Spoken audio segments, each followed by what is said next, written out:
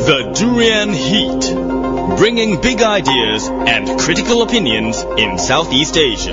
Welcome back to Durian ASEAN. We are at the Durian Heat today. We have invited very special guest to talk about all these Japanese movies bringing to Malaysia.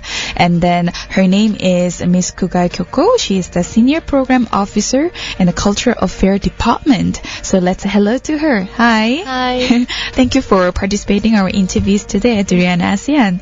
So, Miss Kugai, could you introduce yourself briefly to our listeners? Okay, my name is Kyoko Kugai from the Japan Foundation Kuala Lumpur. And I've been living in Malaysia for 13 years already. Wow, that's really long. I'm like half Malaysian already. So, how did you find about the Malaysian culture as this is your first country living here? Yeah. Oh, yeah. So I'm sure there has been a bit of a cultural differences, Right. Perhaps a cultural shock. Right. So, just throughout your experience, what are the most memorable part that you can remember? I've been living here for 13 years, which obviously tells that I really enjoy living here. Yes. Probably because of the balance of the private time and then work time too. Many people may know that Japanese are workaholics and then Yes. we have to work really hard. And I'm from Tokyo.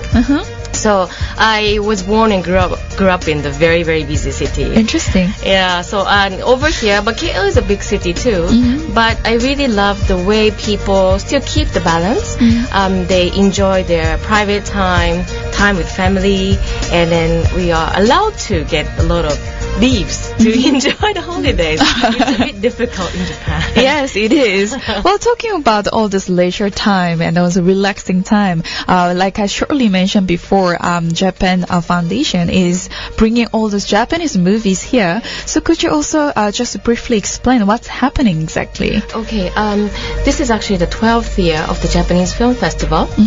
And we are having this film festival at Golden Screen Cinemas, selected venues. Right. 3 cinemas in Kuala Lumpur, Klang Valley, and then we will move on to Penang, Kuching, and Kota Kinabalu as well. Right. We are showcasing 30 brand new titles from Japan, and of course the Japan Foundation's aim to be in Malaysia is to promote the mutual understandings through culture. So we are hoping that the 13 films that we are showcasing will introduce new Japanese culture to the Malaysian people. Well, you mentioned this is 12th year. Yeah. So it's almost equivalent to how long you've been here in Malaysia. So from first year until here, so have you been involved all in this Japan Foundation? I've been programming this since the very first year. Oh, actually. nice. Yeah. So what are the changes you've seen so far in terms of the audience responses, reactions towards the Japanese films? Right. To be honest, for the first 2 years, it was free admission. All right. And then, because we wanted to introduce about this event and all that, and then that time we only had one venue in KL, one venue in Penang. So it was very small and only over the weekend for 3 days. Right. But it was very well received. Ever since we started even charging, but we only charge minimum. And our patrons have been supporting us throughout the whole duration of this festival. Right. So it's really nice to see them coming back to the festival every year. Like, it's amazing to see them for the last, 12 years. Same faces every time. For sure. Yeah. So you have regular customer, I will say. A lot of them, yeah. Wow. Yeah. So it's another way to learn language, isn't it? By watching movies. I think so, yeah. Last year we screened one film from Okinawa Island, which is the southernmost island in Japan. And then how they speak is very, very different from how we speak in Tokyo. Standard Japanese. Right. Yeah. So I remember a few audiences came out from the cinema and said, how come the Japanese they are speaking is different from what we learned? So that's the the diversity. So we speak different dialects, and that's something that we can show too. That's very interesting. Well, we'll talk about more about the Japanese culture later on, but let's perhaps focus on the event itself. So you said there will be 13 movies, and for how long? How many days is it again? Okay, in Kuala Lumpur, it's 3 venues, which is actually GSC Pavilion KL, GSC Mid Valley, and also GSC One Utama. It will be starting from the 10th September until the 16th. So it will be one whole week. Right? We normally screen 2 films during the weekdays at night, so you can come after work, and then 4 screenings over the weekend, and then the national holiday as well. Oh, that's awesome. Well, so there will be 4 places so far, right? 3 places in KL. In KL, 3 places. All right. So, in your opinion, how significant is it the Japanese movies? I will say in Malaysia. Rather than language or perhaps culture, influence of let's say when we talk about the films, if you compare the local films in Malaysia and international films, there are differences, of course, in terms of the quality, the equipment they are using. But if you were to compare the Japanese ones and the Malaysian ones, what are the differences, or how significant is it? Right. Looking at the projects, the Japan Foundation's project overall, we are here to introduce Japanese culture and art, and also to exchange with Malaysian art and culture or whatever, in order to understand each other better. I think film is one of the most straightforward way to introduce our culture. Well, I agree. Because it's and then people watch films and then they can relate to some of the characters. So we are showing Japanese way of lifestyle, idea, and then maybe trends as well, or also some traditional stuff that still lives in our contemporary lifestyles. But at the same time, I believe that Malaysian people can feel somehow related to some like family issues, or and we share Asian values. I think. So probably that's the reason why many people keep coming back and enjoy our films. That's very interesting points. So let's continue our conversation after this short break. We'll come back. The Durian Heat, bringing big ideas and critical opinions in Southeast Asia. Hi, welcome back to Durian ASEAN. You are with Grace, and you are still at the Durian Heat. I've been speaking with Miss Kugai, Kyoko, or Kyoko Kugai, from Japan, but she's been here for a long time with Japan Foundation, and she's also a senior program officer in the Cultural Affairs Department. Okay, Miss Kugai, let's talk about the culture, Japanese culture in Malaysia. Well, there are lots of factors and elements when it comes to Japan, and how Japan culture has been impacting on the Malaysian culture as well, such as the music and the J-rock scenes in Malaysia is pretty huge, and we have a few Japanese events going on. So could you elaborate more on that? Okay, I was told by a few people before that when people think about Japanese culture, they think about something very traditional, Correct. Like geisha. I don't want to say that, but samurai, geisha, ninja, sort of. At the same time, like high-tech, very, very contemporary stuff too. But they said that even when you're looking at something really contemporary that was produced by Japan, you can still see the tradition of Japan in it. And then I think it's true that we have something very Japanese inside of us, so that whatever we create, it's always carries over this tradition, Japanese tradition. I don't know how, but some people say this is Zen. I don't know, but so now what we can see in foreign countries is quite a variety of Japanese culture. The pop culture is huge. Yes. For sure. And there are a lot of followers for the anime is huge here. To be honest, I don't know so much about anime. It's so hard to catch up. And then when I'm talking to those anime followers, like cosplayers, some of the animations that they are talking about, I have no idea what they're really huge. In fact, in Malaysia, one of the biggest convention I remember is the Comic Fiesta. Right. They're always held in the end of year. Right. And then, in fact, this coming weekend, there's another anime sort of event related in Penang called Comic Fiesta Mini. And there's so many other small segments such as Animangaki, even comic, the Japanese comic itself. Yes.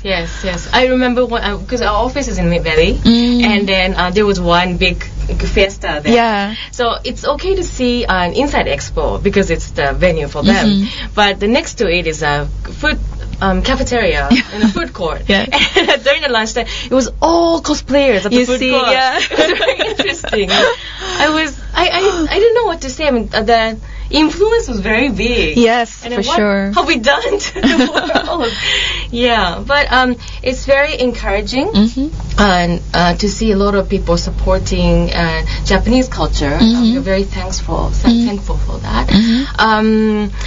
In terms of the Japan Foundation's role, I think we are the non-profit organization under the government. Right. And then like the animation, anime-related event, it can stand commercially on its own already, like all over the world. So I think we are looking at that. It's not our role anymore because they are followers and they have the skill and the capacity to run their own events and they know better. So probably our role is to showcase something that only us can introduce. You know, there are language barriers all the time. That's true. Yes. So whenever you want to search for something Japanese and you go to that website, they have English sites, but the information is very, very limited. So what we can do is basically to showcase what we want to show, what we want to introduce, something that people still don't know, something Japanese that people still don't know. But with our little bit of help, and it can go out of Japan and then can meet different people in the world. So what are the elements that even Japanese have not experienced? Like for example, like theater, there are many different kind of theater performances. Oh, performing arts, you mean? But still, when we talk about performing arts, and people say kabuki. Yes, that's what we think of, the images. And then when you look at the contemporary dance only, it's not only one style. There are so many different type of contemporary dance shows, and then that involves like media art in it, or some different elements inside. Interesting. It's quite interesting. So that's one of the roles that we are doing. Well, the Japan Foundation role is to penetrate the society and what's been missing. Even Japanese people don't know. But however, the most famous Japanese culture that people can think of directly is food, language, and then of course music and other elements. But let's talk about food. There are huge number of Japanese restaurants out there, even in KL. I see like more and more are established in KL. So what is your perspectives? I mean, Japan Foundation don't need to do anything when it comes to restaurants opening. But what is your perspective personally? When I came here 13 years ago, there weren't so many Japanese restaurants. And now, like, every hotel has a Japanese restaurant. And even inside a shopping mall, there's not only one, 2 or 3. And then you see a long queue outside the restaurant. It's good to see people liking our own food too, because it's like sushi, sashimi, raw fish, and it's kind of hard for some people to eat too. I don't know why it's so popular, but probably the visual as well, and it's part of our culture too. So when you see how it's decorated on the plate, and it's really Japanese also. It's very pretty too. So the portion is smaller, and someone said before that the taste and the portion, everything is like just nice, not too much, and then not too salty, not too sweet. Probably that's the reason why it can be received by many many people. So when we think about food, we straight away think about sushi and sashimi. Right. But then there are also other very famous Japanese food, isn't it? Such as we have the noodles. Yeah. Yes. Yeah. Udon. Yeah. Udon, yes. And ramen became very big in the last few years. Right. In KL. There are also different types of ramen. Yeah. Over here, I see a lot of tonkotsu ramen, the white, the pork soup. Oh, yeah. But that's from the southern part of Japan. Southern western, part. Oh. Southern part of Japan. Me, I'm from Tokyo, so my ramen is different. Oh. So inside our office also, we were fighting each other. That's not our ramen. Oh. You don't call it ramen. That's the pride that you guys are fighting for. And I see that udon is coming up very, very quickly. I think last year, even inside the Mid Valley, there are 3 udon restaurants. It's amazing. That's amazing, yeah. Amazingly expanding. Right. Yeah, so that's the food part. And let's talk about the costume. Yeah, it's beautiful. I'm a big fan of yukata, by the way. I would love to collect as many as possible because, well, it may look the same design, but then if you see the pattern and how you wear, and then that really keeps you in the certain posture. Right. Yeah. That's right. Yeah. That's right. So when it comes to certain events, you will see a lot of Malaysians wearing yukata, right? Yes. So how do you feel when you see people like, other than, wow, I'm really proud of being Japanese? I really enjoy seeing them, and then they really enjoy how to wear it because it's the combination as well, right? What color of belt, the obi you choose, and then how to wear it. So it's nice to see that they are enjoying how to dress it by themselves. It's not easy to wear yukata, and I'm ashamed that I cannot wear it myself very well. Oops. Yes. Even kimono is more difficult. Yeah. And to be honest, a lot of young people these days, we have to go to hair salon and then pay certain amount of money to wear kimono because even my mom cannot help me to do that. Yeah. So that's a certain lot of steps that you have to follow to wear kimono, especially. Right. And if you don't wear properly, it will fall apart after a few hours, and it will look miserable too. Yeah. But in Japan also, yukata wasn't that big. I think last 10 years. Right. I mean, it came back in last 10 years. Young people started wearing yukatas to go see fireworks in the summertime or summer festivals. And the interesting thing is that traditional patterns are popular as well. So now there are a lot of small shops that sells antique kimonos or antique yukatas with very nice, kind of faded, but nicely faded colors. Oh, wow. And from Meiji era or even Edo era. Right. It's beautiful. So it brings a whole the traditional value even to modern society, and that's the part that we have to respect because nowadays younger generations we tend to forget our traditional value, even in Malaysia, because we have our own costumes, and then not many people do wear nowadays. We follow the formal, the Western look. So when it comes to bringing all those traditional value, it is something that we have to really work harder. And I'm sure and I hope that Japan Foundation brings more Japanese traditional value when it comes to event and the festivals to spread and also to educate the public. Right. Yeah. Oh, well, I hope you're doing so. Yeah. Well, we'll take another short break. When we come back, let's go back and talk about the Japanese Film Festival. The Durian Heat, bringing big ideas and critical opinions in Southeast Asia. Welcome back to Durian ASEAN, the voice of discovery and sharing.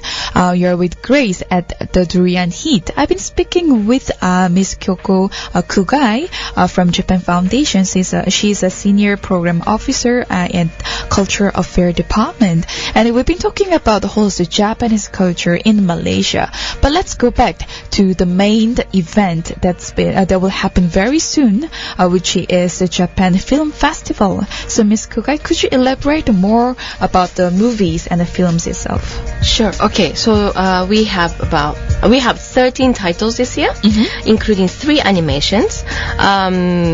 If I'm allowed to go one by one? Sure. Okay. Yeah, take your time. Okay, thank you. Our opening film is called Kakekomi.